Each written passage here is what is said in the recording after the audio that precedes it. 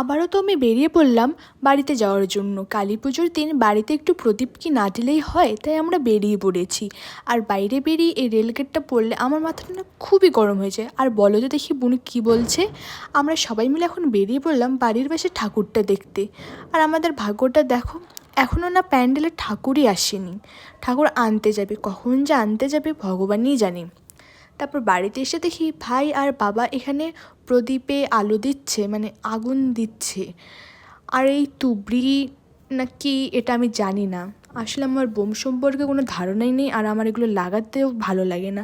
হ্যাঁ, লাইটিংটা দেখতে ওইভাবে ভালোই লাগে, কিন্তু লাগানোর আমার কোনো রকমের শখ নেই। তারপর বাড়িতে একটু আলো দিয়ে দিলাম, আর বাড়িটা দেখো এখন এই রকম লাগছে আমাদের। আবার রেডি হয়ে গেলাম আর এক বাড়িতে আসার জন্য। কোনো প্যান্ডেলেই না এখনও ঠাকুর আসেনি, শুধু ঠাকুর এখন যাচ্ছে। এই লাইটিং কেন বলছি আমি, এইটাও আমার ভালো লাগে।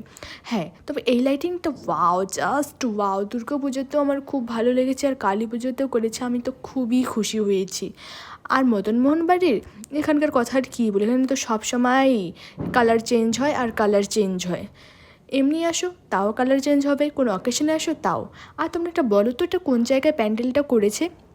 তোমরা যদি কোচবিহারে থেকে থাকো তোমরা অবশ্যই জানবে। আর এখানে হচ্ছে ম্যারাথন রেস, এখানে এসে আমরা আটকে পড়ে গেলাম। আর দেখো গরম রসগোল্লা।